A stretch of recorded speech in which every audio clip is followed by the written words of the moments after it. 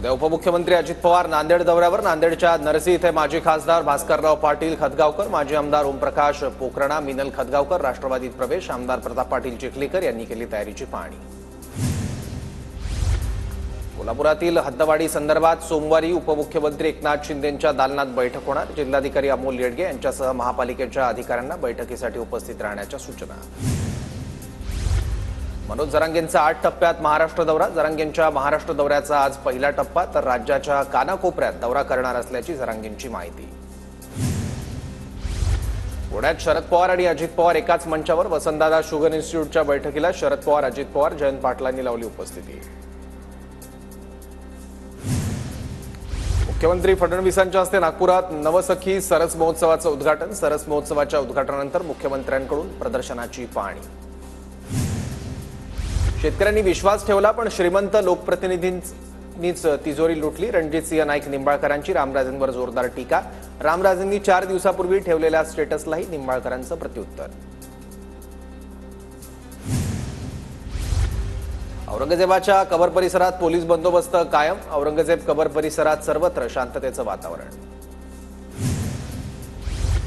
धाराशिवच्या उमरग्यात शिक्षण मंत्री दादा भुसेंच्या फोटोला दुग्धाभिषेक। शाळांमध्ये सीबीएसई अभ्यासक्रमातून शिक्षण चालू करण्याच्या निर्णयाचं स्वागत।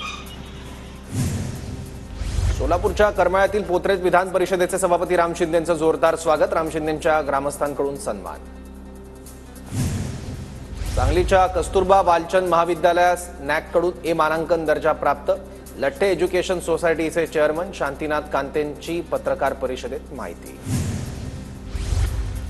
अमरावती जिल्ह्यातील सर्व 14 तहसीलदार आणि नायब तहसीलदारांना कारणे दाखवा नोटीस। 15,000 जन्ममृत्यू दाखल्यांपैकी 9,000 दाखले बनावट कागदपत्रांच्या आधारे दिल्याची माहिती। नायब तहसीलदारांनी परस्पर जन्ममृत्यूचे दाखले दिल्याचा आरोप। महाराष्ट्र एकीकरण समितीच्या बंदीच्या मागणीसाठी कन्नड संघटनांकडून आज कर्नाटक बंदची हाक। कन्नड संघटनांकडून बेळगावच्या राणी चन्नम्मा चौकात आंदोलन। रत्नागिरीच्या जिल्हाधिकाऱ्यांकडून 2025 वर्षातील स्थानिक सुट्ट्या जाहीर। 2025 साठी नारळी पौर्णिमा, ज्येष्ठागौरी विसर्जन आणि नरक चतुर्दशीच्या दिवशी सुट्टी। औंढा नागनाथमध्ये अल्पभूधारक शेतकऱ्याने खडकाळ जमिनीत केला अनोखा प्रयोग। 2 एकर शेतात केशर आंब्याची बाग।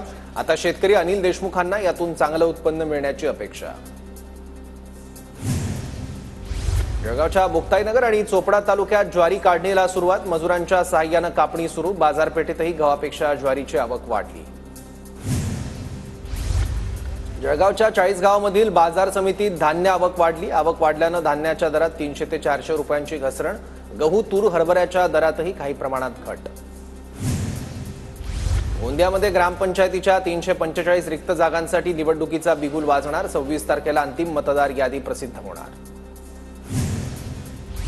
धान उत्पादक शेतकऱ्यांना लवकरच बोनस देण्यात येणार। अर्थमंत्री अजित पवार यांची ग्वाही। याबाबत लवकरच अध्यादेश काढून शेतकऱ्यांच्या खात्यावर रक्कम जमा केली जाणार। अजित पवारांची माहिती। वर्ध्याच्या हिंगणीमध्ये अॅग्रिस्टॅक नोंदणी शिबिर आणि शेतकरी संवाद कार्यक्रमाचं आयोजन। विविध योजनांचा लाभ घेण्यासाठी शेतकऱ्यांनी लवकरात लवकर नोंदणी करून घ्यावी, विभागीय आयुक्तांचं आवाहन। सिंधुदुर्गातील बाजारपेठांमध्ये फळांचा राजा हापूस दाखल। सध्या आंब्याच्या 1 डझनाचा दर 1500 रुपये। हा दर मे महिन्यात 400 ते 500 रुपये डझन होण्याची शक्यता। वाशिम कृषी उत्पन्न बाजार समितीत हळदीच्या दरात मोठी वाढ। हळदीचा दर प्रति क्विंटल 13,000 रुपयांवर पोहोचला। वाशिम जिल्ह्यात मागील 15 दिवसांपासून स्थिर असलेले तुरीचे दर वाढले। तुरीला 7,600 रुपये प्रति क्विंटल पर्यंतचा दर। तुरीच्या वाढत्या दराचा नाफेड खरेदीवरही परिणाम होण्याची शक्यता। लातूरच्या अनेक भागात पुढच्या 24 तासात वादळी वाऱ्यासह पावसाची शक्यता। काही ठिकाणी गारांचा देखील पाऊस होण्याची शक्यता। गोंदियाच्या मोहगाव तिल्लीमधील रब्बी हंगामातील धान पिकं पाण्याअभावी करपली। शेतकरी संकटात, शेतकऱ्यांकडून नुकसान भरपाई देण्याची मागणी। शहापूर तालुक्यातील नामपाडा गावात पाण्याची भीषण टंचाई। शाळकरी मुलं आणि महिलांची पाण्यासाठी कसरत। तुटपुंजा पाण्यामध्ये तहान भागवावी लागते। रत्नागिरी जिल्हा परिषदेकडून पाणी टंचाई कृती आराखडा सादर। 9,49,70,000 रुपयांच्या आराखड्याला मंजुरी। आराखड्यानुसार 357 गावांमधील 722 वाड्यांना टंचाईची झळ बसण्याची शक्यता। नाशिकच्या निफाडमधील नांदूर मधमेश्वर धरणासह गोदावरी नदीला जलपर्णीचा विळखा. जलपर्णी तातडीने न काढल्यास नागरिकांकडून जलसमाधीचा इशारा. पिंपरी चिंचवड नदीकाठी 1150 पेक्षा अधिक झाड तोडण्याच्या प्रस्तावावर नागरिकांकडून आक्षेप. या संदर्भात अधिकारी उमेश ढाकणे यांच्या अध्यक्षतेखाली सुनावणी दरम्यान 70 नागरिक आक्रमक. सहकारी बँकेच्या इतिहासात प्रथमच रिझर्व्ह बँकेने राज्य सहकारी बँकेला 500 कोटींच्या रोखे वितरणास परवानगी. उपमुख्यमंत्री अजित पवारांच्या हस्ते रोखे वितरणाचा शुभारंभ.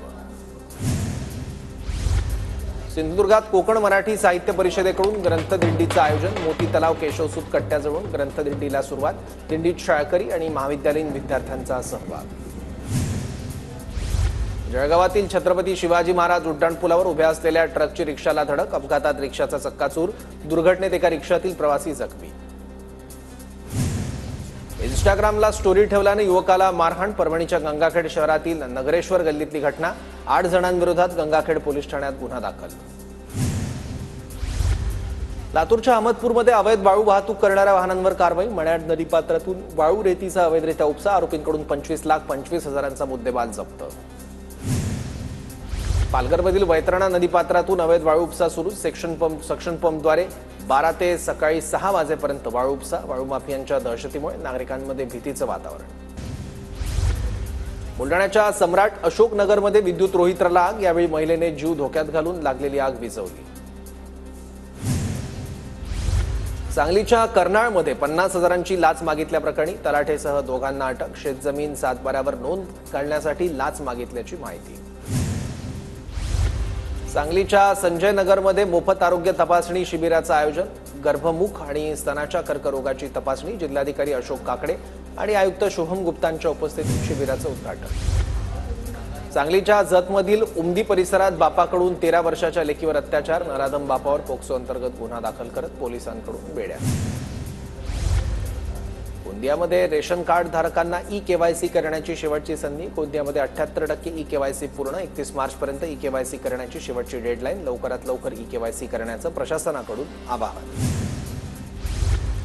देवदर्शनासाठी जाणाऱ्या भाविकांच्या वाहनाला अपघात. नाशिकहून तुळजापूरला जाताना बीडजवळ अपघात. अपघातात लोणारे कुटुंबातील दोघांचा मृत्यू तर 7 जण जखमी. जळगावच्या धरणगाव तालुक्यात छेडछाडीला कंटाळून मुलीकडून आत्महत्येचा प्रयत्न. मुलीच्या वडिलांच्या फिर्यादीवरून पोलिसात तरुणाविरुद्ध गुन्हा दाखल. भुईकोट किल्ल्यात तुळजाई दुर्ग प्रतिष्ठानकडून स्वच्छता मोहीम. दुर्ग प्रतिष्ठानच्या शेकडो शिवभक्तांनी परंडा किल्ल्यातील परिसर केला स्वच्छ. सांगलीच्या येतवडे खुर्द येथे वारणाकाठी मगरीची तब्बल 32 अंडी सापडली. शेतात काम करत असताना शेतकऱ्याला आढळली मगरीची अंडी. वनविभागाच्या कर्मचाऱ्यांनी या ठिकाणी भेट देऊन पाहणी केली. शेतकऱ्यांना सतर्क राहण्याच्या सूचना. सोलापुरातील सोरेगाव जलशुद्धीकरण केंद्रांच्या पाण्याच्या टाकीत शेवाळ आणि मृत मासे आढळले. जलशुद्धीकरण केंद्राच्या दुरावस्थेवर ठाकरेंची शिवसेना आक्रमक. 8 दिवसात स्वच्छ पाणी पुरवठा न केल्यास महापालिका आयुक्तांना अशुद्ध पाणी पाजणार. ठाकरेंच्या शिवसेनेचा इशारा. नाशिकच्या मनमाडच्या माधवनगरमध्ये दुर्मिळ पिवळा पिंगळा पक्षी आढळला. शेलार कुटुंबियांनी पिवळा पिंगळा पक्षाला जीवदान दिलं. पक्षाला नैसर्गिक अधिवासात सोडलं. पाडव्याच्या निमित्तानं ग्रामीण भागात साखरेच्या हाराला पूजेसाठी महत्त्व. लातूर जिल्ह्यातल्या मुरुडमध्ये साखरेचे हार तयार करण्याची लगबग. वर्धा जिल्हा परिषदेचा 20 कोटी 21 लाखांचा अर्थसंकल्प मंजूर. अर्थसंकल्पात विविध विभागांकरता आर्थिक तरतूद. वैशिष्ट्यपूर्ण योजनांचा अर्थसंकल्पात समावेश. कृषी आणि संलग्न क्षेत्रात उल्लेखनीय कार्य करणाऱ्या अधिकारी आणि कर्मचाऱ्यांचा गौरव होणार. जास्तीत जास्त प्रस्ताव पाठवण्याचं भंडारा कृषी विभागाचं आवाहन.